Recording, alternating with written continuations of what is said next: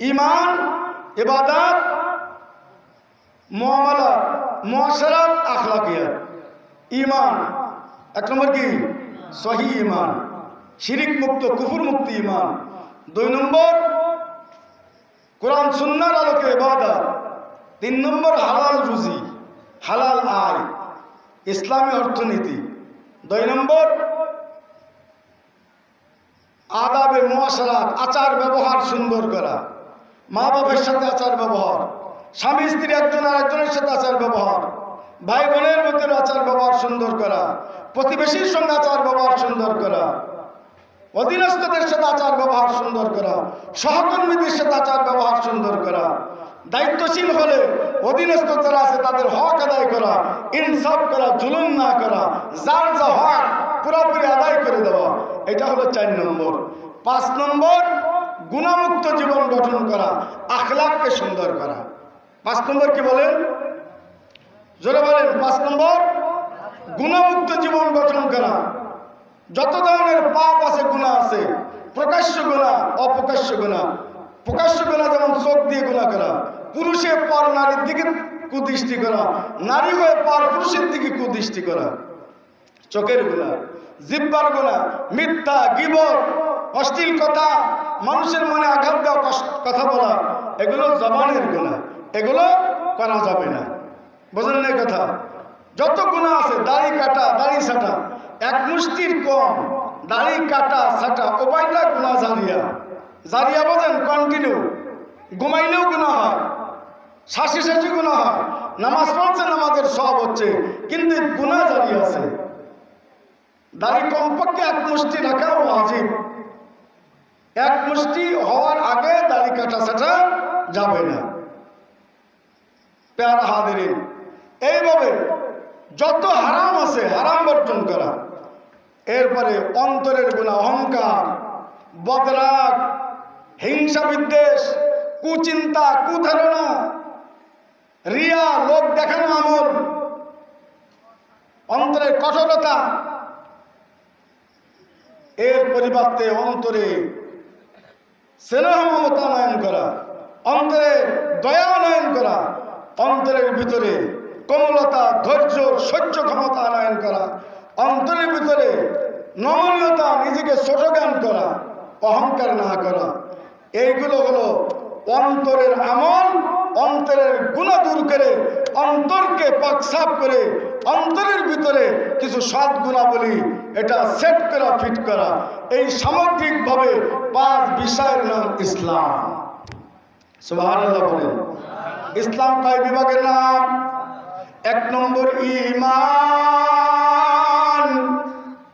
2 নম্বর ইবাদত, 3 নম্বর হালাল রুজি, 4 নম্বর সুন্দর আচার ব্যবহার, কারো হক নষ্ট না করা, কারো পরে জুলুম না করা, আর 5 নম্বর যাবতীয় জাহিরি বাতিনি, প্রকাশ্য অপ্রকাশ্য, অঙ্গ প্রত্যঙ্গ সহ অন্তরের যাবতীয় অন্যায় পাপ গুনাহ মুক্ত করে নিজের জীবনকে 16 আনা পরিচ্ছন্ন পবিত্র এক জীবন বানানো, এর নাম পরিপূর্ণ মুসলমান। প্যারা হাদিরিন, নবী করিম সাল্লাল্লাহু আলাইহি ওয়াসাল্লামের একটি হাদিস আমি আপনাদের খেদমতে পাঠ করেছি।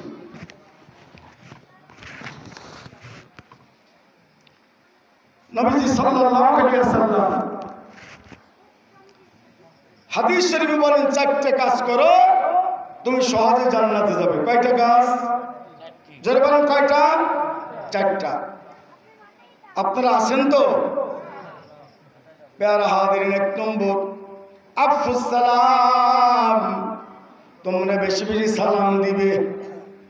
ওয়াসিলুল আরহাম, সকলের সাথে ভালো আচরণ করবে, কারোর সাথে গন্ডগোল করে সম্পর্ক ছিন্ন করবে না, আত্মীয়তার সম্পর্ক ছিন্ন করবে না। 3 নম্বর ওয়াতিমুত তাআম, মানুষকে হালাল রুজি থেকে আপ্যায়ন করবে, খানা খাওয়াবে, যে যা পারি খাওয়াবো। আর 4 নম্বর সাল্লু বিল লাইল, 4 নম্বর রাত্রবেলায় তাহাজ্জুদ নামাজ পড়বে, কিয়ামুল লাইল করবে। তাহাজ্জুদ শেষ রাতে পড়া বেশি ভালো, বেশি সওয়াব। 8 রাকাত পড়া বেশি ভালো, বেশি সওয়াব। যদি তাও না পড়া যায়, ঈশার পরেও যদি কেউ 2 রাকাত 4 রাকাত নফল নামাজ পড়ে তাহাজ্জুদের নিয়াতে, এটাও কিয়ামুল লাইল তাহাজ্জুদের মধ্যে গণ্য হবে। ইন্না সুন্নাতাত তাহাজ্জুদি তাহসুলু বিত-তানাফুলি বাদাল ইশাই ক্বাবলান নাওম। কেউ যদি ঈশার পরেও 2-4 রাকাত নফল নামাজ পড়ে, এটাও তাহাজ্জুদের মধ্যে গণ্য হয়। নবীজি বলেন, এই 4 কাজ যদি করতে পারো তাহলে তুমি সোজা জান্নাতি। তার মানে এই 4 জিনিস যার আমল এসে যাবে, এর বরকতে তার ভিতরে আল্লাহ তাআলা এমন শক্তি দান করবেন, সে পরিপূর্ণ মুসলমান না হয়ে মৃত্যুবরণ করবে। এই 4টা ঔষধ স্বরূপ। 1 নম্বর বেশি বেশি সালাম দেওয়া। 2 নম্বর মানুষের সঙ্গে ব্যবহার ভালো করা। 3 নম্বর মানুষকে আপ্যায়ন করা। 4 নম্বর রাত্রেবেলায় কিছু নফল নামাজ পড়া। নবীজি বলেন, তাদখুলুল জান্নাতা বিসালাম, তাহলে তুমি সহজেই জান্নাতে যাবে ইনশাআল্লাহ। প্যারা হাজিরিন, এবার আসি, আমি একটু ব্যাখ্যার দিকে যাব, একটু ব্যাখ্যা করবো ইনশাআল্লাহ। আয়াতে কারিমে আল্লাহ তাআলা বলেন, ইয়া আইয়ুহাল্লাযীনা আমানু, হে ঈমানদারগণ। আল্লাহ তাআলা ডেকেছেন কাদেরকে? জোরে বলেন কাদেরকে? ঈমানদারদেরকে। ঈমানদারদেরকে ডেকে বলছেন, উদখুলু ফিস-সিলমি কাফা, তোমরা ইসলামের মধ্যে পরিপূর্ণভাবে প্রবেশ করো। ডেকেছেন ঈমানদারদেরকে, কিন্তু আমি ঈমানদার কিনা এটা তো আগে যাচাই করা দরকার, ঠিক কিনা বলেন? আমার নাম ঈমানদারদের তালিকায় আছে কিনা? ও বন্ধু, শুধু বিশ্বাস করলেই হবে না, কিছু কুফরি বিশ্বাস, শিরকি বিশ্বাস থেকে নিজেকে বাঁচায় না রাখলে, শুধু ওই কয়টা বিষয় বিশ্বাস করলেই ঈমানদার হওয়া যায় না। আমরা অনেকে আল্লাহকে বিশ্বাস করি, নবীকেও বিশ্বাস করি, কিন্তু শেষ নবী মানি না। আছে কাছে না? কাদিয়ানীরা নবীকে মানে, কিন্তু শেষ নবী মানে না। ওরা কি মুসলমান? জোরে বলেন মুসলমান? মুসলমান নয়। শুধু তাই নয়, কাদিয়ানী যারা নবীকে শেষ নবী মানে না, এদেরকে যদি আপনি মুসলমান মনে করেন, আপনি মুসলমান থাকবেন না। কথা বোঝেন নাই? প্যারা হাজিরিন, আল্লাহর নবীকে নবী বলে মানলাম, কিন্তু তিনি যা কিছু দুনিয়ায় নিয়ে এসেছেন এগুলিকে আমি সঠিক মনে করলাম না, অথবা করলাম কিছু, করলাম কিছু, করলাম না। যেমন ধরুন যে নবীজি সব কিছু ঠিক আছে, কিন্তু এই জামানায় এই হাত কাটার আইন চলে না। চুরি করলে হাত কাটার আইন এই জামানায় চলে না। এই যদি কেউ মনে করে সে নামাজ 5 ওয়াক্ত কেন সারা রাত তাহাজ্জুদ পড়ে কপালে ঘা বানায় ফেললেও কি সে মুসলমান থাকবে? জোরে বলেন থাকবে? কারণ প্যারা হাজিরিন, নবীকে মানার অর্থ নবীজির নিয়ে আসা প্রত্যেকটা বিধানকেই মনে প্রাণে সঠিক মেনে নেওয়া, ঠিক কিনা বলেন? কোন মহিলা যদি বলে এই জামানায় কি এই বোরকা চলে নাকি, একেবারে চেহারা মারা ডেকে একেবারে নিজেকে গোপন করে মানুষের সামনে চলতে হবে, এই কি মারা যায়? এর নাম কি ইসলাম? এটা ইসলাম হতে পারে না, এটা ধর্মান্ধতা। এই যদি কেউ বলে, আবার নামাজ ঠিক মতো পড়ে, রোজা ঠিক মতো রাখে, বলেন সে কি মুসলমান? কথা বলতে হবে, মুসলমান? মুসলমান নয়। অর্থাৎ নবীকে শুধু নবী বললেই হবে না, নবীর নিয়ে আসা প্রত্যেকটা শরীয়তকেই সঠিক মনে করতে হবে, এর নাম মুসলমান, ঠিক কিনা বলে?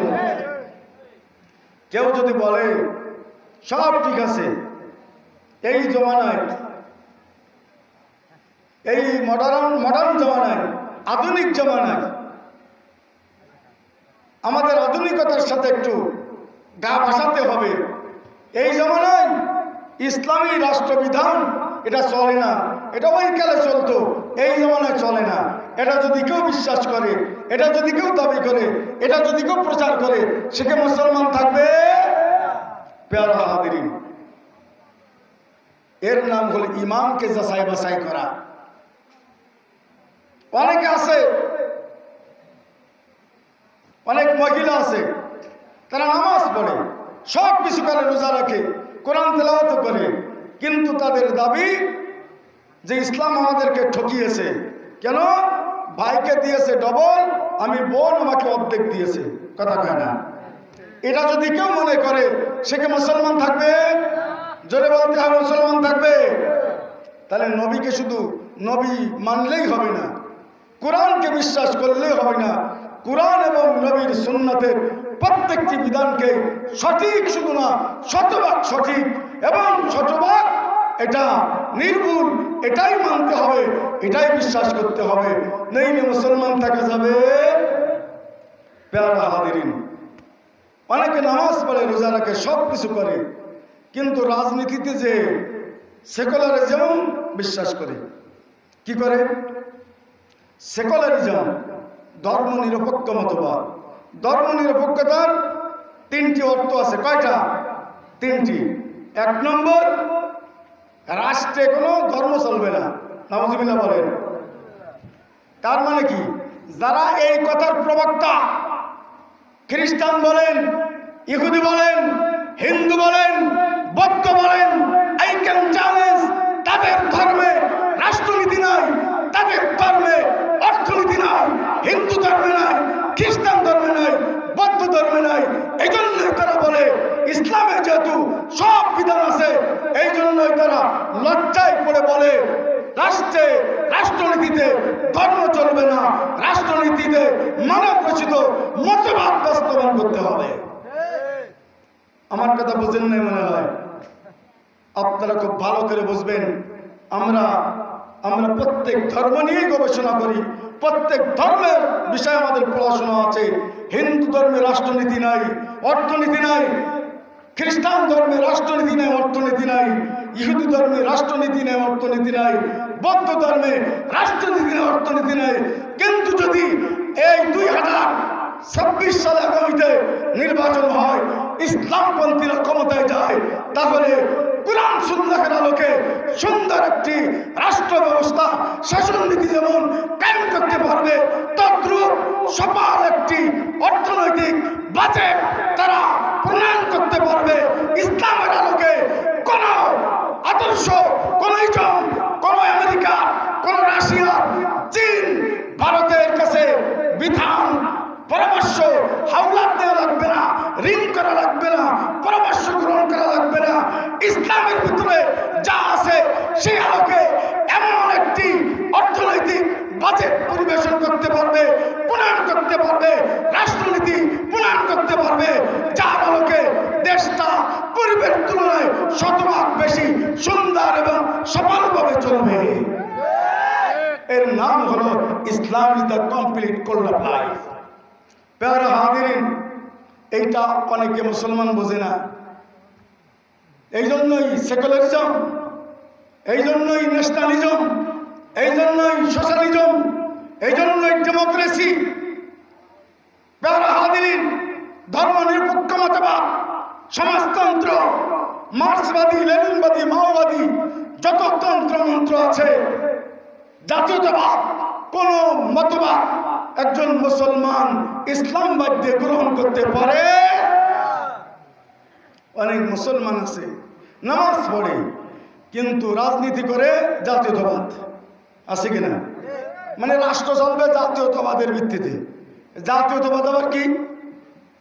একজন মুসলমান যে বিশ্বাস করে কোরআন হাদিসই সঠিক, কোরআন হাদিসই এনাফ, কোরআন হাদিসই যথেষ্ট, কোরআন হাদিসে সব কিছু বলা আছে, এটা যদি আপনি মানেন, বিশ্বাস করেন, রাজনীতিতে কেন, আপনি সমাজনীতিতে, রাষ্ট্রনীতিতে কেন, জাতীয়তাবাদ কেন, ন্যাশনালিজম, সমাজতন্ত্র, ডেমোক্রেসি, গণতন্ত্র, সেকুলারিজম, ধর্মনিরপেক্ষ মতবাদ, এগুলির দিকে কেন বেরেন যায়? কারণ আপনি ইসলাম পড়েননি, ইসলাম বোঝেননি।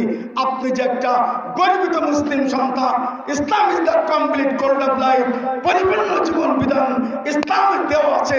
বাথরুম থেকে নিয়ে শুরু করে সংসদ ভবন, গণভবন পর্যন্ত, রাষ্ট্রভবন পর্যন্ত এবং রাষ্ট্রপতি ভবন পর্যন্ত সব জায়গায় ইসলাম যে পরিপূর্ণ বিধান জারি করেছে, এটা আপনি জানেন না, এটা আপনি বোঝেন না।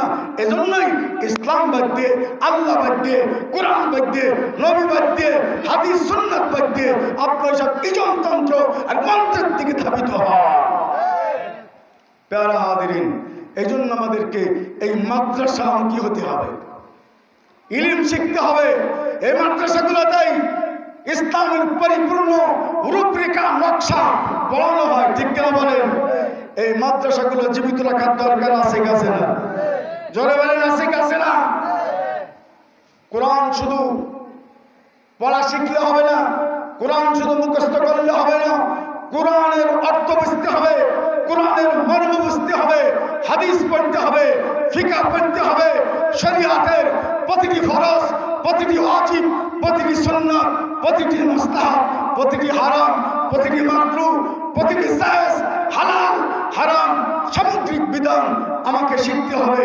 এই জন্য আল্লাহ রাসূল বলেন, তলবুল ইলমি ফরিদাতুন আলা কুল্লি মুসলিম। প্রত্যেক মুসলমান নর নারীর জন্য ইসলাম শিক্ষা করা ফরজ। ইসলাম শিক্ষা করা কি বলেন? ফরজ, ফরজে আইন। প্যারা হাদিরিন, আমাকে ইসলাম বুঝতে হবে। আমরা শুনে মুসলমান পরে একজন মুসলমান আমরা হতে পারিনি। আমি নামাজ পড়ি, নামাজের মধ্যে শত শত ভুল আছে কাছে না? এক কালেমা লা ইলাহা ইল্লাল্লাহর মধ্যে যে কত ভুল, বিসমিল্লাহির রহমানির রহিমের মধ্যে কত ভুল, আউযু বিল্লাহি মিনাশ শাইতানির রাজিমের মধ্যে ভুল, সূরা ফাতিহার মধ্যে ভুল, অন্য চারটি সূরার মধ্যে ভুল, আত্তাহিয়াত সঠিক পারি না, দোয়া কুনুত জানি না, জানলেও সঠিক হয় না, দোয়া মাসুরা দুরূদ পারি না, রুকু সিজদা তাসবিহ পারি না। এই নামাজ পড়েই মনে করছি আমি তো অবশ্যই জান্নাতে যাব। কথা কয় ঠিক কিনা বলেন? এই জন্য আমাদেরকে ইসলাম শিখতে হবে, কে হবে না? বলেন, শিখতে হবে, কে হবে না? প্যারা হাদিরিন, ইসলামের 5 বিভাগের 1 নম্বর ঈমান। 1 নম্বর কি বলেন? ঈমান। যদি কেউ বলে ধর্ম যার যার, উৎসব সবার, ধর্ম যার যার, এবার ফ্রেন্ডে ঠুকে দিই, ধর্ম যার যার, এদিক তাকান, আলোচনা দীর্ঘ হবে না। ধর্ম যার যার, উৎসব, কথা বল না কেন? ধর্ম যার যার, উৎসব যদি তার তার না হয়, যদি উৎসব সবার বলে, অবন্ধু তার ঈমান ঠিক থাকবে না। কথা কোন ঠিক কিনা বলেন দেখি? আয় যার যার, বেতন কি সবার? কথা কোন? বিয়ে যার যার, বউ সবার? কথা কয় না? হ্যাঁ, তার। তাহলে ধর্ম যার যার, উৎসব সবার না? উৎসব তার তার কেন? আপনি বলেন কেন? ধর্ম যার যার, উৎসব সবার। শুধু হিন্দুদের পূজার সময় কথা আসে না? আমাদের ঈদের সময় তো এই স্লোগান কোনো মুসলমানের বাচ্চা দেয় না, এই নেতাগুলো দেয় না। উদ্দেশ্য একমাত্র ওদের ভোট কালেকশন করা, ঠিক কিনা বলেন? ওদেরকে খুশি করে ক্ষমতায় যাওয়া। ধর্ম ব্যবসা এদেরকেই বলে, এদেরকেই ধর্ম ব্যবসায়ী বলে, যারা শুধু ওই ধর্মের কথা বলে বিতর্মীদের কাছ থেকে ভোট গ্রহণ করে, কিন্তু ভোটের পরে হজ করে না, ঠিক কিনা বলেন? ওই সংখ্যালঘু আমাদের হিন্দু ভাইদের অধিকারের দিকে কেউ খোঁজখবর নেয় না।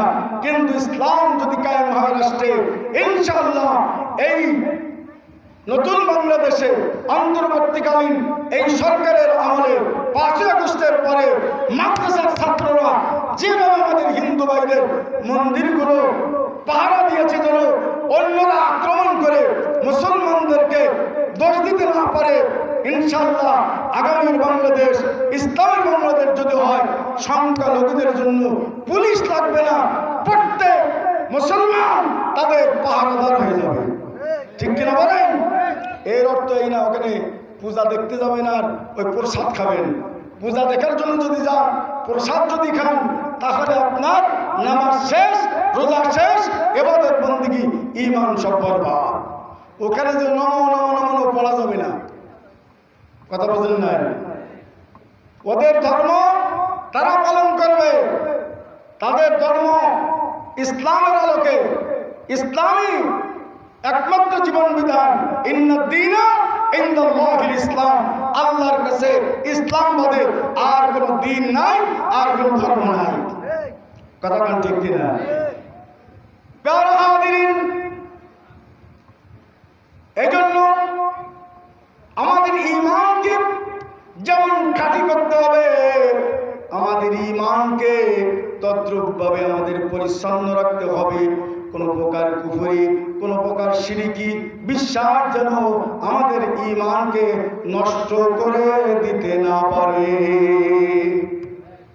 যদি কেউ বলে সকল ক্ষমতার উৎস জনগণ, তাহলেও তার ঈমান নষ্ট হয়ে যাবে। সকল ক্ষমতার উৎস কি? জোরে বলেন, আরো জোরে, জোর হলো না। সকল ক্ষমতার উৎস, আরো জোরে বলেন, সকল ক্ষমতার উৎস। যদি কেউ বলে সকল ক্ষমতার উৎস জনগণ, ও বন্ধু, তার ঈমান থাকবে না। কুলিল্লাহুম্মা মালিকাল মুলক তুতিল মুলকা মান তাশা ওয়া তানজিউল মুলকা মিম্মান তাশা। আল্লাহ পাক রব্বুল আলামিন বলেন, হে আমার বান্দা বান্দী, তোমরা প্রত্যেকেই অন্তরে বিশ্বাস যেমন করে মুখে বলতে হবে আল্লাহুম্মা আল্লাহ মালিকাল মুলক, আপনি সকল রাজত্বের মালিক। তুতিল মুলকা মান তাশা, যাকে ইচ্ছা আপনি ক্ষমতা দান করেন, রাজত্ব দান করেন। ওয়া তানজিউল মুলকা মিম্মান তাশা, এবং যার থেকে ইচ্ছা ক্ষমতা আবার ছিনিয়ে নেন। ক্ষমতা দেন কেন? পরীক্ষা করার জন্য। দেখি ক্ষমতা পেয়ে তুমি ক্ষমতাকে কোন পথে ব্যয় করো, মন মতো ব্যয় করো। সেকুলারিজম বাস্তবায়ন করো, নাকি ন্যাশনালিজম বাস্তবায়ন করো, নাকি সোশ্যালিজম বাস্তবায়ন করো, নাকি ডেমোক্রেসি বাস্তবায়ন করো, নাকি আমার কুরআন, নবীর সুন্নাহ, ইসলাম বাস্তবায়ন করো ক্ষমতায় বসে। এইটা পরীক্ষা করার জন্য আমি তোমাকে ক্ষমতায় বসিয়েছি। শেখ মুজিবকে আমি বসিয়েছিলাম, শেখ মুজিবকে আমি ক্ষমতার থেকে নামালাম। জিয়াউর রহমানকে আমি বসিয়েছিলাম, জিয়াউর রহমানকে আমি ক্ষমতার থেকে নামালাম। এরশাদকে আমি বসিয়েছিলাম, এরশাদকে আমি নামালাম। খালেদা জিয়াকে আমি বসালাম, আবার নামায় হাসিনা বসালাম। হাসিনাকে সরাই খালেদা বসালাম, খালেদাকে সরাই মঈনুল আহমেদদেরকে বসালাম। ঠিক কিনা? আবার তাদেরকে সরাই আবার বসালাম হাসিনাকে, হাসিনাকে আবার সরাই এবার ইউনূসকে বসালাম। দেখি সামনে কি হয়। কথা কয় না? ক্ষমতায় আল্লাহ তাআলা বসান ক্ষমতার স্বাদ নেওয়ার জন্য নয়, এটা পরীক্ষা করার জন্য। ও বন্ধু, আমাদের জীবনটা হলো পরীক্ষার জীবন। আল্লাহ তাআলা বলেন, আল্লাযী খালাকাল মাউতা ওয়াল হায়াতা লিয়াবলুয়াকুম আইয়ুকুম আহসানু আমালা। আমি আল্লাহ হায়াত আর মউত দিয়ে এই জন্য তোমাদেরকে পাঠিয়েছি, যেন আমি পরীক্ষা নিতে পারি তোমরা কে কে উত্তম আমল করতে পারো, আমলে উত্তম হইতে পারো। আগের সরকারের তুলনায় তুমি নতুন সরকার আসবা, তুমি কতটুকু বেশি ভালো করতে পারো। মন গড়া মতবাদে না, মানব রচিত মতবাদে নয়, আমি আল্লাহর বিধান মোতাবেক কে কতটুকু দেশ শাসন করতে পারো, সমাজ শাসন করতে পারো, পরিবার শাসন করতে পারো। এই জন্যই পরিবারের অভিভাবক আমি অনেককে বানাই, সমাজের মেম্বার, চেয়ারম্যান, এমপি, মিনিস্টার আমি বানাই, প্রাইম মিনিস্টার, প্রধানমন্ত্রী, প্রেসিডেন্ট আমি আল্লাহ বানাই। যদি বলেন ঠিক কিনা? প্যারা হাজিরিন, ঈমান ইসলামের 5 বিভাগের 1 নম্বর কি বলেন? জোরে বলেন কি? ঈমান। 2 নম্বর ইবাদত। 2 নম্বর কি? ইবাদত। অন্য 4 জিনিসের নাম আল্লাহর বিধান, নবীর সুন্নাত, এই দুইটাকে মেনে তওবা, বেশি বেশি তওবা ইস্তেগফার আর তাকওয়াকে সাথে নিয়ে, আল্লাহর ভয় সাথে নিয়ে বন্ধু প্রতিটা কাজকে বাস্তবায়ন করা, এর নাম হইল ইবাদত। ওমাইয়ুতিল্লাহা ওয়া রাসূলাহু ওয়া ইয়াখশাল্লাহা ওয়া ইয়াত্তাকিহি ফাউলাইকা হুমুল ফাইজুন।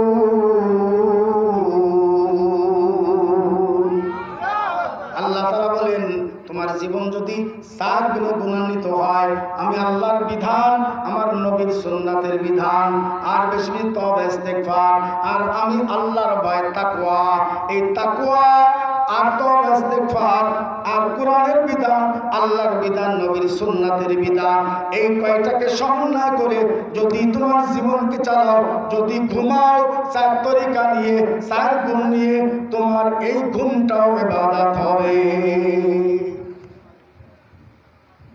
ঘুমাবো হালাল খেয়ে ঘুমাবো, ঈশার নামাজ জামাতে, ফজরের নামাজ জামাতে, উযু করে ঘুমাইলাম, ডান কাতে ঘুমাইলাম, ও বন্ধু দোয়া পড়ে ঘুমাইলাম, ইস্তেগফার পড়ে ঘুমাইলাম। আল্লাহর হাবিব সাল্লাল্লাহু আলাইহি সাল্লাম বলেন, সারাটা রাত নাক ডাকবা ততবার নেকি তোমার আমলনামায় ফেরেশতারা লিখবে।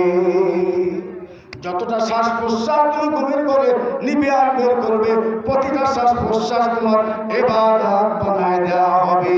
লা ইলাহা ইল্লাল্লাহ, লা ইলাহা ইল্লাল্লাহ, লা ইলাহা ইল্লাল্লাহ, লা ইলাহা ইল্লাল্লাহ। জোরে লা ইলাহা ইল্লাল্লাহ, লা ইল্লাল্লাহ, লা ইলাহা ইল্লাল্লাহ, লা ইলাহা ইল্লাল্লাহ।